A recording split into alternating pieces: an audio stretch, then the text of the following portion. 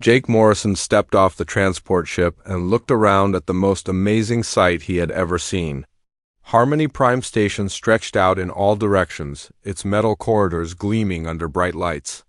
The station was huge, bigger than any city on Earth. It floated in empty space between star systems, a neutral meeting place for the galaxy's most important beings. Jake had been chosen as Earth's first ambassador to the Galactic Council.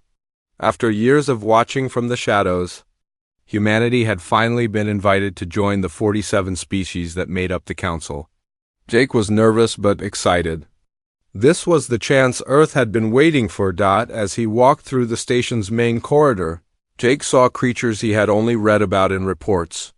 Tall, blue-skinned beings with 4 arms walked past him, speaking and clicking sounds. Small, furry creatures with big eyes scurried along the walls. A group of rock-like beings moved slowly, their crystal bodies catching the light and throwing rainbows across the floor. The station was built to accommodate all these different species. The ceilings were very high for the tall ones, and there were small tunnels near the floor for the tiny ones. The air smelled strange, like a mix of flowers and metal and something Jake could not identify. Jake followed the signs to the council chambers, reading the strange symbols that his translator device turned into English words. Other beings were moving in the same direction, all heading to the same important meeting. Today, they would discuss the Destroyer Swarm, a group of robot ships that had been attacking planets across the galaxy. As Jake got closer to the council chambers, he noticed something odd. There was a security checkpoint ahead, and every alien species was stopping to be searched. The security guards, who looked like giant insects with too many arms, were very thorough. They used scanning devices on everyone who passed through. Jake watched as a group of warrior-like beings approached the checkpoint. They were huge, at least 8 feet tall, with thick gray skin and muscles that bulged under their clothes. The security guards made them remove their weapons. Jake counted at least 6 different guns, 3 swords, and several other devices he did not recognize. The warriors did not look happy about giving up their weapons, but they did it anyway. Next came a group of thin, graceful beings with pale skin and large eyes. They moved like dancers, but when the security guards scanned them, they found hidden weapons built into their clothes. The guards removed small devices that looked like jewelry but were actually some kind of weapon. The graceful beings surrendered them without complaint. Even the peaceful-looking creatures had weapons. A group of beings that looked like walking trees had to give up what appeared to be seed pods. The security guards handled these very carefully, as if they were dangerous. Jake realized that in a galaxy full of different species, everyone had their own way of fighting. Jake expected to go through the same process when he reached the checkpoint. He had no weapons, but he figured the guards would want to scan him anyway. Instead, something strange happened. The insect-like guard looked at him, then at a screen, then back at him. The guard's many eyes seemed nervous. "Human," the guard said in a voice that sounded like metal scraping against metal. "You may pass?" Jake stopped walking. "Don't you need to scan me?" "No weapons check for humans," the guard said quickly. He would not look directly at Jake. "Council orders, you go through." Jake was confused. "Are you sure?" Everyone else had to be checked. The guard's eyes darted around nervously. Yes. Human goes through. No check needed. Please, you go now." Jake shrugged and walked past the checkpoint. Behind him, he heard the guard checking another alien species, making them remove a device that looked like a small flute, but apparently was some kind of weapon. As Jake entered the council chambers, he was amazed by what he saw. The room was enormous, with a domed ceiling that showed the stars outside. Seats were arranged in a circle, each one designed for a different species. Some seats were huge for the big aliens, others were small for the tiny ones. Some even had water for the fish-like beings Jake had heard about. Jake found his seat, which had a small sign that said Earth in both English and the galaxy's common language. As he sat down, he noticed something else that was strange. The other ambassadors were keeping their distance from him. Not in a rude way, but they seemed to be giving him extra space. A tall, Thin being with blue skin was sitting 3 seats away from Jake. Every few seconds, the being would glance at Jake, then quickly look away. A group of rock-like creatures were whispering to each other, and Jake caught them looking in his direction. The strangest reaction came from a species Jake had never seen before. They looked like large cats that walked on 2 legs with golden fur and sharp claws. One of them had been walking toward a seat near Jake, but when it saw him, it stopped. The cat being stared at Jake for a long moment, then turned around and found a seat on the other side of the chamber. Jake was starting to feel uncomfortable. Was there something wrong with him? Did he smell bad? Had he broken some rule he did not know about? The meeting began when a crystal being at the center of the room stood up. This was Counselor Vex, who Jake had been told was one of the most important members of the council. Vex's body was made of what looked like clear stone, with light moving through it in patterns. "Welcome, beings of the galaxy," Vex said. His voice was like wind chimes in a gentle breeze. "We gather today to discuss the growing threat of the destroyer swarm. These machines have consumed 12 star systems in the past month. We must act quickly." A screen appeared in the center of the chamber, showing a map of the galaxy. Red dots marked the places where the destroyer swarm had attacked. The red dots were spreading, getting closer to some of the council members' homeworlds. "We need a new supreme military commander," Vex continued. "Someone who can lead our combined fleets against this threat? The old strategies are not working. We need fresh thinking." Jake expected the big warrior species to nominate one of their own. Instead, something surprising happened. The blue-skinned being 3 seats away from Jake stood up. "I nominate the human," the being said in a voice like water flowing over rocks. Jake nearly fell out of his seat. "What?" More voices joined in. The rock-like beings started making rumbling sounds that Jake's translator said meant agreement. Even some of the cat beings were nodding their heads. "I appreciate the nomination," Jake said, standing up. "But I think there's been a mistake. Earth just joined the council. I don't have any experience commanding galactic fleets. Maybe someone with more experience would be better." The chamber fell silent. Jake could feel everyone looking at him. The silence stretched on for what felt like hours, but was probably only a few seconds. Finally, a new voice spoke up. It came from a being that looked like a cross between a spider and a crab, with too many legs and eyes that glowed red in the dim light. "Perhaps," the spider crab being said, "the human does not understand the gravity of the situation. Perhaps he does not know why he was really invited to join the council." Jake sat back down, feeling more confused than ever. "What do you mean?" But before anyone could answer, an alarm started blaring throughout the chamber. Emergency lights began flashing red. Counselor Vex's crystal body flared with bright light.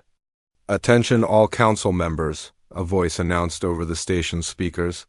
"We have received an emergency transmission from the Outer Rim. The destroyer swarm has broken through the defense lines. They are moving toward inhabited systems. All council members are requested to remain in session for emergency planning." Jake looked around the chamber at the faces of 46 different species, all of them looking worried and scared. He was starting to realize that being invited to join the Galactic Council might not have been the honor he thought it was. There was something else going on here, something about humans that the other species knew, but he did not, and he was about to find out what it was. 3 days had passed since Jake first entered the council chambers. The emergency session had continued almost without stopping. Different species took turns presenting their reports about the destroyer swarm, and each report was worse than the last. Jake had learned a lot about the other species during these 3 days. The big gray warriors were called the Kreks, and they were as tough as they looked. The graceful beings with pale skin were the Zephyrians, and they moved like dancers, even when they were worried. The rock-like creatures were Alterians, and they were very smart but spoke slowly because they lived much longer than most species. But Jake still did not understand why everyone treated him differently. The other ambassadors were polite to him, but they kept their distance. When he tried to sit with a group of them during a break, they would find excuses to move away. It was not rude, exactly, but it was strange. Jake was thinking about this when the doors to the council chamber burst open. A woman in a blue military uniform walked in quickly. Jake recognized her immediately. It was Zara Quinn, his military advisor from Earth. She was supposed to be on the transport ship, reviewing Earth's defense plans. "Ambassador Morrison," Zara said, her voice carrying across the large chamber. "I need to speak with you immediately. We have a serious problem." "Oh." The alien ambassadors turned to look at them. Jake could see worry in their strange faces, even though they looked nothing like humans. Fear, it seemed, was the same across all species. "What's wrong?" Jake asked, standing up from his seat. "The destroyers have broken through the outer rim." "Defenses," Zara announced to the entire chamber. "They're heading straight for the Kepler colonies. We have maybe 6 hours before they reach the civilian ships." The reaction was immediate and dramatic. The Krex ambassador, whose name was something Jake could not pronounce, slammed his huge fist on the table. The metal surface cracked under the force. The Zephyrians began moving in quick, nervous patterns that made Jake dizzy to watch. The Alterians started humming, a low sound that seemed to come from deep inside their stone bodies. Even the calm Counselor Vex began flashing different colors, his crystal body cycling through red, orange, and yellow lights. "How many civilian ships?" he asked. 53 evacuation transports," Zara replied, "plus their escort ships. About 2 million people total." The chamber erupted in noise. Every species had their own way of showing panic. The spider crab beings clicked their claws rapidly. The cat-like beings made sounds like growling mixed with crying. Some species Jake did not recognize made noises he had never heard before. Through all this chaos, Jake walked calmly to the center of the chamber. "I need a tactical display of the Kepler system," he said. His voice was not loud, but somehow everyone heard him, "and I need a communication link to any ships in the area." The noise in the chamber stopped. Everyone was looking at Jake now, but this time it was different. They were not avoiding his eyes. They were watching him very carefully, like students watching a teacher. "Display coming up," Counselor Vex said. The crystal being's body was still flashing colors, but he moved quickly to activate the chamber's main screen. A three-dimensional map appeared in the air above them. It showed the Kepler system with its 3 planets, 2 asteroid belts, and the space station where the civilian ships were gathering. Red dots were moving toward the system from the outer edge. These were the destroyer ships, and there were a lot of them. Jake studied the display. He walked around it slowly, looking at it from different angles. The alien ambassadors watched him in complete silence. Even the Krex, who had been pounding the table moments before, sat perfectly still. "How fast can the civilian ships move?" Jake asked. "Not very fast," Zara replied. "They're cargo ships converted for evacuation, maybe half the speed of military vessels." "And the destroyers?" "About twice as fast as our military ships," Jake nodded. He was still walking around the display, but Jake could tell he was thinking hard. The red dots were getting closer to the blue dots that represented the civilian ships. At their current speed, the destroyers would catch the evacuation fleet with time to spare. "What about the escort ships?" Jake asked. 12 cruisers, Zara said. "Good ships, but not nearly enough to stop that many destroyers." The Krex ambassador spoke up. "The evacuation fleet should scatter. Some ships might escape." "No," Jake said simply. "That won't work. The destroyers are too fast. They'll hunt down every ship." The Zephyrian ambassador began moving in what Jake had learned was their worry dance. "Then we should send more military ships." "There aren't any close enough," Zara said. "The nearest battle group is 8 hours away." Jake stopped walking. He stood in front of the display for a long moment, then pointed to a spot on the map. "What's this?" "Asteroid mining operation," Vex replied. "They use industrial lasers too?" "Cut up the rocks." "How many mining ships?" "Maybe 20. But they're not warships. They have no weapons except the mining lasers." Jake smiled for the first time since Zara had entered the chamber. "Perfect," Zara, I need you to get me a communication. Link to the evacuation fleet, Commander. Already working on it, she said, tapping on a device she carried. Got it, she said a moment later. Commander Chun of the evacuation fleet is on the line. Commander Chun, Jake said, speaking to the air. This is Ambassador Morrison. I need you to change course immediately. Ambassador, with respect I have orders to get these civilians to safety as quickly as possible. I understand. But if you keep going the way you're going, you'll all be dead in 3 hours. I need you to trust me. There was a pause. Then, what do you want me to do? Jake began giving orders. He told the evacuation fleet to change course and head for the asteroid field. He told the escort ships to spread out in a specific pattern. He contacted the mining operation and told them to move their ships to exact positions he gave them. The alien ambassadors watched in amazement as Jake turned the star map into what looked like a game board. He moved the civilian ships like pieces in a puzzle, placing them in spots that made no sense to anyone watching. You're leading them into a trap, the Krex ambassador said. The asteroid field is a dead end. Exactly, Jake replied, the destroyers were following the civilian ships, just as Jake had expected. Their programming told them to go after the largest group of targets. The evacuation fleet was much bigger than the escort ships, so the destroyers focused on them. As the civilian ships entered the asteroid field, Jake gave more orders. The mining ships, which had been hidden behind the larger asteroids, began firing their industrial lasers. But they were not firing at the destroyers.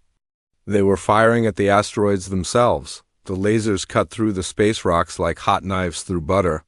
The asteroids broke apart, creating a cloud of debris between the civilian ships and the destroyers. But Jake was not done yet. Now, he said into the communicator. The escort ships, which had been waiting in positions around the asteroid field, began firing at the broken asteroid pieces. The rocks exploded, creating an even bigger cloud of debris. But these were not random explosions. Jake had calculated exactly where each piece would go. The destroyer ships flew right into the debris cloud. The broken asteroids hit them like bullets, damaging their hulls and destroying their weapons. The robots tried to adapt, but they could not dodge all the flying rocks. In less than 10 minutes, the entire destroyer fleet was destroyed. Not one civilian ship was lost. The council chamber was completely silent. Every ambassador was staring at Jake with expressions he could not read. Some looked amazed, others looked afraid. How did you do that? Counselor Vex asked, his crystal body flashing white light. Jake shrugged. It was just like playing chess, but with spaceships instead of pieces. The Krex ambassador leaned forward. What is chess? It's a game humans play. You try to capture the other player's king by moving different pieces around a board. Each piece moves in a different way, and you have to think several moves ahead. The chamber remained quiet for a long moment. Then the Zephyrian ambassador spoke up. You turned an evacuation into a trap. You made the destroyers think they were hunting, but they were really being hunted. The mining ships were not warships, the Altarian ambassador said slowly. But you made them into weapons by using their tools differently. Jake nodded. Sometimes the best weapon is not a weapon at all. Sometimes it's just seeing things in a new way. As the alien ambassadors began talking among themselves in their various languages, Jake sat back down in his seat. He was starting to understand why they had nominated him for Supreme Military Commander, and he was beginning to suspect that Earth's invitation to join the Galactic Council had not been random at all. There was still much he did not know. But one thing was becoming clear. The other species saw something in humans that humans did not even see in themselves. Something that made them dangerous in ways that had nothing to do with weapons or physical strength. Something that made them valuable enough to trust with the safety of the entire galaxy. After the victory at Kepler, Jake noticed the other ambassadors looked at him differently. The fear in their eyes was still there, but now it was mixed with something else. Respect, maybe. Or maybe they were just more worried about him than before. 2 days later, Counselor Vex approached Jake after the daily session ended. The crystal being's body was glowing with soft blue light, which Jake had learned meant Vex was thinking hard about something. "Ambassador Morrison," Vex said in his wind chime voice, "I would like to speak with you privately. There are things you need to know." Jake followed Vex through the station's corridors to a small room he had never seen before. The walls were covered with screens showing star maps, and there were no windows. It felt like a place where important secrets were kept. "Please sit," Vex said, gesturing to a chair that had been made for humans. Jake realized this room had been prepared for him. "You have questions," Vex continued. "About why other species treat you differently? About why you were really invited to join the Council? About why humans are the only beings allowed to enter the council chambers without weapons checks?" Jake leaned forward in his chair. "I've been wondering about that, yes." Vex's crystal body began showing images like a movie screen. Jake saw pictures of Earth from space, then closer views of cities and oceans. "Your species has been watched for longer than you know. We have been studying Earth for 300 of your years." 300 years? Jake was surprised. "Since before we had space travel? Since your first radio signals reached our listening posts. We were curious about this new species that was sending messages into space, so we sent observation ships to watch you." The images on Vex's body changed. Now Jake saw historical scenes. From Earth, ancient battles with soldiers carrying swords and shields. More recent wars with tanks and airplanes. But also peaceful scenes. People playing games, children in schools, scientists working in laboratories. "What we discovered was unlike anything we had seen before," Vex said. "Your species has a combination of traits that makes you very different from all other intelligent life we have found." Jake watched the images with growing amazement. There were videos of himself as a child, playing chess with his father. Pictures of his military academy graduation. Even footage of him working late at night in his office on Earth, planning strategies for battles that never happened. "You have been watching me personally? We have been watching many humans like you. Humans who think about conflict in ways other species do not. You play games that simulate war for fun? You study battles that happened thousands of years ago, not just to learn history, but to understand the thinking behind them." The images showed human chess tournaments, football games, and strategy video games. Then they showed similar activities from other species' worlds. The difference was clear. Other species played simple games or engaged in direct physical contests. Only humans created complex games that required thinking several moves ahead. "Most intelligent species develop along predictable paths," Vex explained. "Some become very strong physically, like the Kreks. Others develop advanced technology, like my people. Some become very peaceful, like the Alterians. But humans are the only species we have found that combines many different abilities." "What do you mean?" "You are not the strongest species. The Kreks are much stronger. You are not the most technologically advanced. Several species have better weapons and faster ships. You are not the most peaceful. Some species have not had wars for thousands of years." Jake was starting to understand. "But we're the only ones who are good at all of these things. More than that, you are the only species that treats conflict as both an art and a science. Your military schools teach students to study ancient battles for tactical lessons. Your entertainment includes complex strategy games. Your children play games that require them to think like generals." The images on Vex's body showed human military academies where students learned about battles from Earth's history. Then it showed schools from other planets. The alien students learned about technology, science, and culture. But none of them studied warfare the way humans did. "The Kreks are powerful warriors," Vex continued. "But they think in simple terms, attack the enemy directly, use superior strength to win. They do not understand tricks or complicated plans. The Zephyrians are more tactical. They can plan attacks and coordinate with each other. But they are not creative. They use the same strategies their ancestors used thousands of years ago. The Alterians are very intelligent. They can solve almost any problem given enough time. But they refuse to fight. They will not even think about warfare. Jake was beginning to see the pattern. So when you needed someone to fight the destroyers, we needed someone who could think about warfare in new ways. Someone who could see patterns that others miss. Someone who could turn a desperate situation into a victory using creativity instead of just force. But why didn't you tell me this from the beginning? Vex's body flashed red for a moment. Because we were afraid. Afraid of what? Of you. Of, your species. Of what you might do if you knew how dangerous we consider you to be. Jake felt a chill run down his spine. Dangerous? Let me show you something else, Vex said. The images on his body changed again. Now Jake saw scenes of human history that were not so peaceful. Wars, battles, and conflicts from throughout Earth's past. But also images of human innovations that came from those conflicts. Every other species we have studied follows the same pattern, Vex explained. They develop technology, then they use it to explore space, then they contact other species and join the galactic community. Warfare becomes less important as they advance. But humans are different. You have been fighting each other for your entire history, and instead of making you less good at warfare, it has made you better at it. You learn from every conflict. You study your failures and improve your methods. The images showed human military innovations throughout history. Better weapons, new tactics, improved communication systems. But also peaceful innovations that came from military research. Medical advances, computer technology, space exploration. You are the only species that has turned warfare into a tool for progress, Vex said.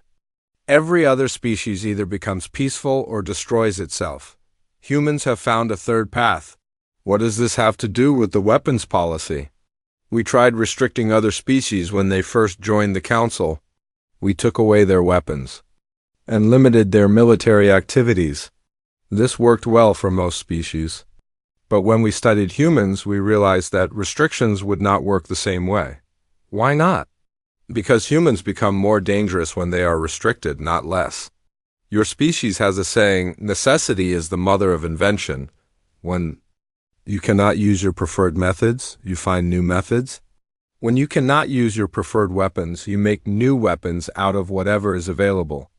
Jake thought about the battle at Kepler. Like turning mining lasers into weapons? Exactly. We realized that trying to control human creativity would only make you more creative. It would be like trying to stop water from flowing by building a dam. The water just finds a new path. So you decided to trust us instead?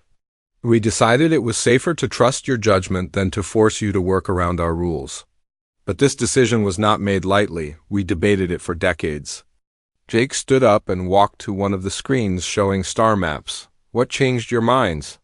The destroyer swarm. When they first appeared, we tried to fight them using conventional methods. We sent our best military forces. We used our most advanced weapons. We employed strategies that had worked against other enemies. But it didn't work. Nothing worked. The destroyers adapted to everything we tried. They learned from each battle and became stronger. Our military leaders were thinking like generals, but the destroyers were thinking like a computer program. They were following rules, but they were rules we could not understand. And you realized you needed someone who could think differently. We needed someone who could see the problem from an angle no one else had considered. Someone who could turn the enemy's strengths into weaknesses. Someone who could make the impossible possible. Vex's body began glowing brighter. That is why you were invited to join the Council. Not because Earth had developed advanced technology or because humans were peaceful, but because you might be the only species capable of defeating an enemy that thinks like a machine. But why not just tell me this from the beginning? Because we were not sure you would help us if you knew the truth. We thought you might be angry that we had been watching you for so long. We thought you might demand payment or special treatment. Jake sat back down. And now? Now we have seen what you can do. We have seen that you use your abilities to protect others, not just to benefit yourself. We have seen that you can be trusted with dangerous knowledge. What happens next? That depends on you. The destroyer swarm is not gone. What you defeated at Kepler was just a small part of their forces. The main fleet is still out there, and they are learning from what happened. They will be harder to defeat next time. Jake looked at the star maps on the walls. Somewhere out there, robot ships were preparing for another attack. And somewhere else, millions of beings were depending on the Council to protect them. What do you need me to do? Jake had been Supreme Military Commander for 2 weeks when the worst news possible arrived. The main destroyer fleet had been found, and it was bigger than anyone had imagined. The emergency session was called at 3 a.m, station time. Jake rushed to the council chambers, still wearing his sleep clothes, but nobody seemed to care. The alien ambassadors looked just as rushed and worried as he felt. "Show him the readings," Counselor Vex said as soon as Jake entered the chamber. The main display lit up with a star map that made Jake's heart sink. The destroyer fleet was massive. Where the attack on Kepler had involved maybe 50 ships, this fleet had thousands. They were arranged in a perfect formation, moving toward the galaxy's core where most of the populated worlds were located. How many ships? Jake asked. Our best count is 12,000 combat vessels, replied Admiral Kren, the Krex military leader, plus support ships, factory ships, and command vessels. Maybe 15,000 total. Jake walked around the display, studying the formation. The destroyers were not just moving in a straight line. They were spread out in a complex pattern that would let them attack multiple star systems at the same time. What forces do we have to stop them? Jake asked. Every ship from every member world, Admiral Kren said. About 3,000 vessels total. Our best ships, our best crews? So we're outnumbered 5-1, yes, and that's not the worst part. Jake looked up from the display. What's the worst part? They're not behaving like they did before. The destroyers at Kepler followed predictable patterns. These ones are doing something different. Watch. The display showed recent recordings of the destroyer fleet. As Jake watched, he saw the ships changing their formation. Not just once, but constantly.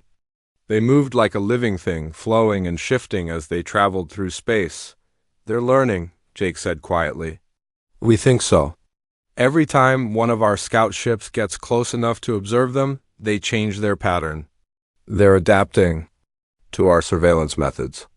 Jake felt a cold feeling in his stomach. They're learning from what happened at Kepler. That's what we think. The destroyers that escaped must have transmitted data back to the main fleet. Now they know how humans think. The chamber fell silent. Jake could hear the quiet sounds of different species breathing, humming or making whatever sounds they made when they were worried. The weight of the situation pressed down on everyone. Sir, said a voice from the back of the chamber. Jake turned to see Lisa Park, one of the human technicians who had come with him from Earth. I think you need to see this. Lisa activated a smaller display that showed detailed scans of the destroyer ships. We've been studying their communication patterns. Ben and I have been working on it for the past week. Ben Rodriguez stepped forward. He was the team's computer specialist, and he looked like he had not slept in days. We found something strange. The destroyers aren't just following orders, they're actually talking to each other. What do you mean? Jake asked. They're sharing information constantly. Every ship in the fleet is connected to every other ship. When one ship learns something, they all learn it instantly. Lisa pointed to patterns on the display. Look at this. These are communication bursts between ships.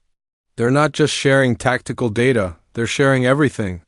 Navigation information, weapon status, even damage reports.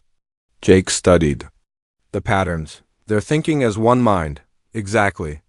The entire fleet is like a single organism. That's why they can change formation so quickly. They don't need to wait for orders from a commander. They all know what every other ship is doing. That's impossible to fight, Admiral Kren said. How do you defeat an enemy that has no communication delays, no command structure to disrupt, no way to confuse or mislead? Jake was quiet for a long moment.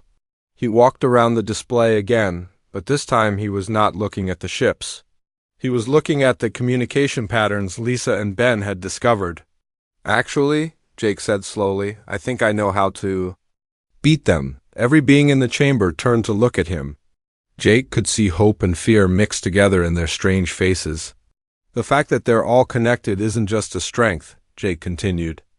It's also a weakness. How? Counselor Vex asked. Because they can't disagree with each other.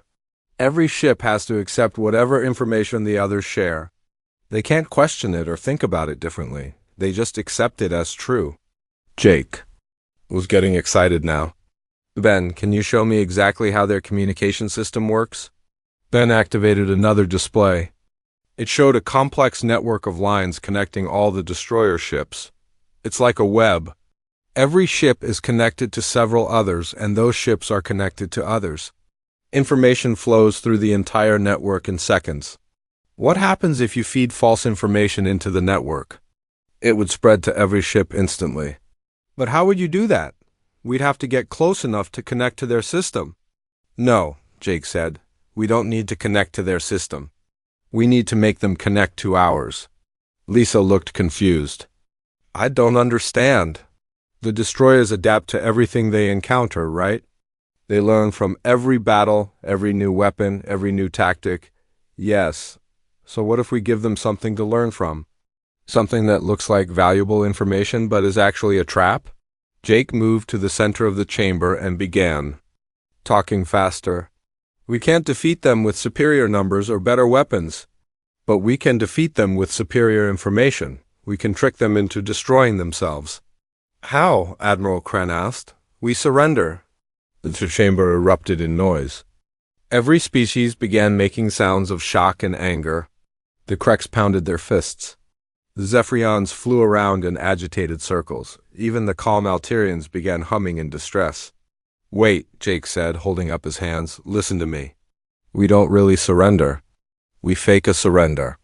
We send a message to the destroyer fleet that says humanity has discovered the secret to defeating them, and we're willing to share it in exchange for our lives. They'll never believe that, Lisa said. They don't have to believe it. They just have to be curious about it. Remember, they're programmed to learn and adapt. If we offer them information that might help them become more effective, they'll want to know what it is. What information would we give them? Ben asked. Jake smiled. A logical paradox. Something that looks like useful strategic information but is actually impossible to resolve. He moved to the display and began drawing diagrams. We tell them that humans have discovered that the greatest threat to their mission is not any weapon or tactic. The greatest threat is the newest species in the galaxy, because we represent something their original programmers never considered. What's that? Counselor Vex asked. We tell them that humans are the rightful heirs to the empire their creators were trying to protect. We show them historical evidence that proves Earth was once part of that ancient empire. We make them believe that by attacking us, they're actually betraying their original mission. But that's not true, Lisa said. Doesn't matter. The truth is that we don't know anything about their creators. For all we know, it could be true. But more importantly, we structure the information as a logical paradox. Jake began writing on the display. We tell them that humans represent the greatest threat to their creator's empire, but we also tell them that humans are the rightful rulers of that empire. We make both statements seem equally true and equally important to their mission. What happens when they try to process that information? Ben asked. They can't. It's logically impossible. They can't attack us because we're the rightful heirs to the empire they're protecting. But they can't protect us because we're also the greatest threat to that empire. And since they're all connected, Lisa said, understanding dawning on her face, the paradox will spread through their entire network. Exactly. Every ship will be trying to resolve the same impossible problem. They'll be stuck in a loop, unable to move forward because they can't decide what to do. Will it work? Admiral Kren asked. I think so. But we need to make the information package perfect. It has to look completely authentic. It has to be something they would naturally want to learn about. Jake looked around the chamber at the faces of beings from 47 different worlds. And we need to make sure our real military forces are ready to act the moment the destroyers are disabled. How long do we have? Counselor Vex asked. The destroyer fleet will reach the outer colonies in 6 days. We need to have everything ready by then. And if this plan doesn't work? Jake looked at the display showing thousands of destroyer ships moving toward populated worlds. Then we'll have to find another way. But right now, this is our best chance. No, Admiral Kren said. This is our only chance. For the next 4 days, Jake worked with Lisa and Ben to create the most convincing lie in galactic history. They invented historical documents, created fake archaeological evidence, and built a logical trap that would snare the most advanced artificial intelligence anyone had ever encountered. They were about to find out if human creativity was really as powerful as everyone believed it was. 1 year had passed since the Destroyer War ended. Jake stood in the council chambers, looking out at the same seats where he had first learned about the strange weapons policy. But now everything was different. The chambers themselves had changed. New sections had been added to accommodate species that had joined the council after the war. The Delphians, who looked like dolphins but walked on land, had their own water-filled area. The Crystalline Collective had special platforms that could support their heavy, gem-like bodies. Even some machine species had been invited to join, though they were still treated with careful suspicion, but the biggest change was not in the room. It was in how the different species treated each other. The fear and distance that Jake had noticed on his first day were mostly gone. Species that had never worked together before were now close allies. The shared experience of almost losing everything had brought them together. Jake was no longer just an ambassador. He was now the supreme military advisor to the Galactic Council, a position that had been created specifically for him. His job was to help the Council prepare for threats that conventional thinking could not handle. The final report on the destroyer incident is ready, Lisa said, approaching Jake with a data tablet. She was now the head of the new interspecies communication department, which had been created to help different species learn to work together more effectively. What does it say? Jake asked. The logical paradox worked even better than we hoped. The destroyer fleet was completely disabled for 72 hours. That gave our forces enough time to capture or destroy every ship in their fleet. Jake remembered those 3 days. After they had transmitted the fake surrender message and the logical paradox to the destroyer fleet, everything had gone silent. For 6 tense hours, no one knew if the plan had worked. Then scout ships reported that the destroyer fleet had stopped moving entirely. The massive formation of ships just floated in space, completely motionless. When the Galactic Defense Forces arrived, they found that the destroyer ships were not even defending themselves. They were too busy trying to resolve the impossible problem Jake had given them. Any word on the other destroyer groups? Jake asked. All neutralized. It turns out that their communication network was even more connected than we thought. The paradox spread to every destroyer in the galaxy within hours. Ben Rodriguez joined them, carrying his own stack of reports. He had been promoted to head of the new Strategic Analysis Division. The interesting thing is what happened after we solved the paradox for them. What do you mean? Jake asked. We didn't just destroy the destroyers. We reprogrammed them. Some of them are now working with us, helping to rebuild the worlds they damaged. They're actually quite useful once you give them a logical framework they can understand. Jake smiled. So we turned our enemies into allies. More than that. We learned something important about how to deal with artificial intelligence. The key isn't to fight them or control them. It's to understand how they think and then work with that. This was typical of how things had changed since the war. The galactic community was no longer just focused on military defense. They were learning to think about problems in new ways, to look for creative solutions instead of just using force. Speaking of learning, Lisa said, the training program results are in. She was referring to the Strategic Thinking Academy that had been established on Harmony Prime. Representatives from every species in the galaxy came there to learn human-style strategic thinking. It was not about making other species think exactly like humans, but about helping them understand how to approach problems from multiple angles. "How are the students doing?" Jake asked, better than expected. "The Kreks are learning to think before they attack. The Zephyrians are developing new tactics they never considered before. Even the Alterians are starting to think about defensive strategies. And the humans? That's the really interesting part. The humans are learning too. Working with other species has made them better at strategic thinking. It turns out that when you have to explain your thinking to someone who has a completely different way of looking at the world, it makes you understand your own thinking better." Jake had experienced this himself. Working with alien species had taught him things about human nature that he had never realized before. Humans were creative, but they were also stubborn. They were good at solving problems, but they sometimes created problems where none existed. They were excellent at adapting to new situations, but they also had a tendency to overthink simple solutions. "There's something else," Ben said. "The weapons policy has been updated." "How so?"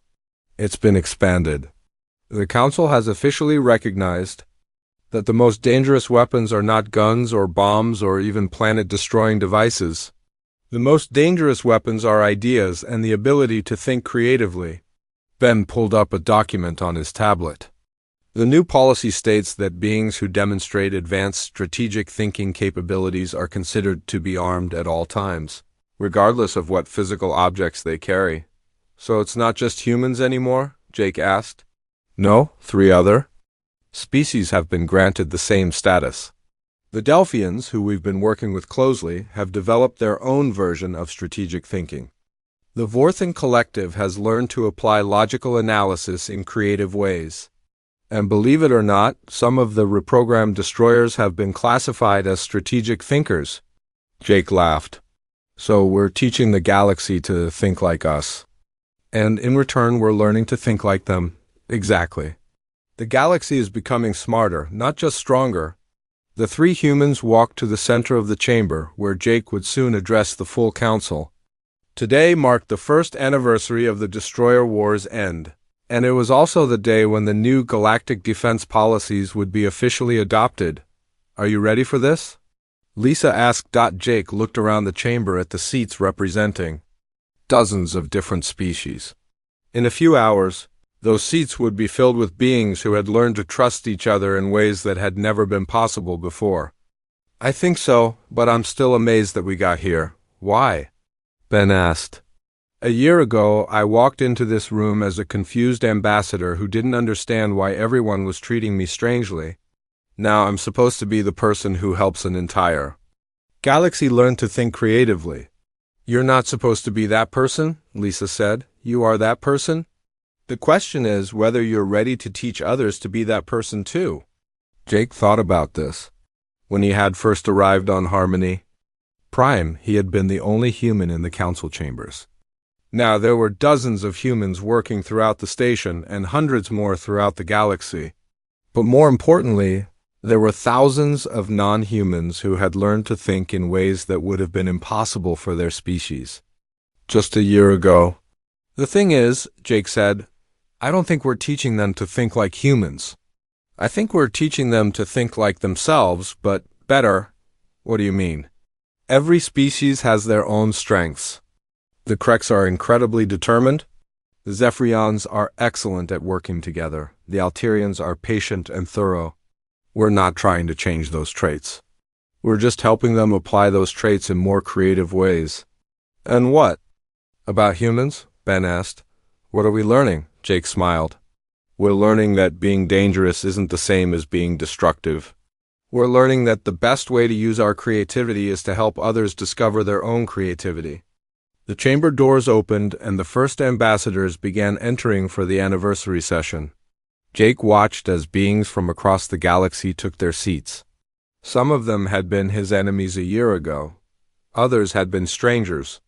Now they were all part of something bigger. As the session began, Jake stood to address the assembly. "1 year ago, we faced an enemy that seemed impossible to defeat. We learned that the greatest weapon is not force or technology, but the ability to think about problems in new ways. He paused, looking around the chamber at faces that were no longer strange to him. Today, we're not just a council of different species trying to get along. We're a community of thinkers working together to solve problems that no single species could handle alone. The question is not why only humans are allowed to enter these chambers armed, Jake continued. The question is how we can help every species become armed with the most powerful weapon of all, the ability to think creatively about the impossible. The chamber erupted in the sounds of approval from dozens of different species. But Jake noticed something that made him especially proud. The newest members of the council, the Delphians, were also being waved through security without weapons checks. The lesson of humanity was spreading. The galaxy was becoming a place where the most dangerous beings were also the most trusted, because they had learned to use their dangerous minds in service of peace. Jake sat back down, feeling something he had never expected when he first arrived. On Harmony Prime, he felt at home. Not just on the station, but in the galaxy itself. Humans had found their place among the stars, not as conquerors or victims, but as teachers and students in the greatest classroom ever created. The universe was a little bit more human now. But more importantly, humanity was a little bit more universal. And that, Jake thought, was exactly how it should be.